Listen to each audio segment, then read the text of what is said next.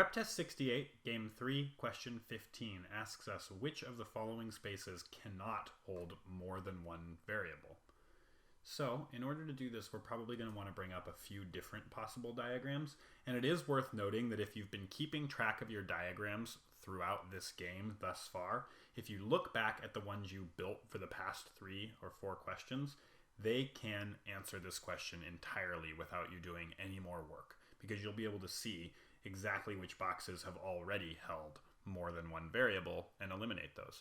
But for the time being, since we don't have those to look at, we're going to go ahead and build each of these out one at a time. So, first of all, let's get our information in here that we know from our rules. We know that I can't go here, and S and T can't go here. So we'll build that into each chart. We also know that S can't go here and T can't go here. And that's about as far as we get with our rules.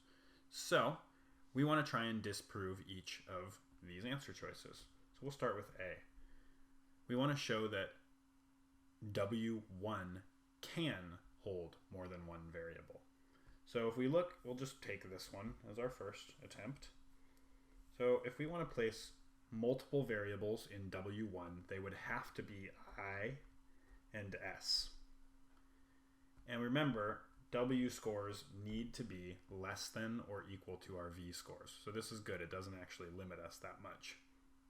We also know that IV has to be less than SV and TV. So we could place I right here, and we could place S and T right here. And then all we need to place is our TW score. And there's no reason why that couldn't go right there. But if I wanted to kill 2 birds with 1 stone, I could be a little bit smarter about this and put my T score right here instead. And now we see an arrangement where both W1 and V2 have more than one variable. Therefore, W1 can hold more than one variable. V2 can hold more than one variable. Let's move on to another example, W2.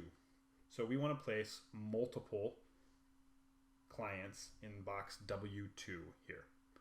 So since we know that SW has to be less than TW, why don't we just place S right over here, and then we can place T and I right here.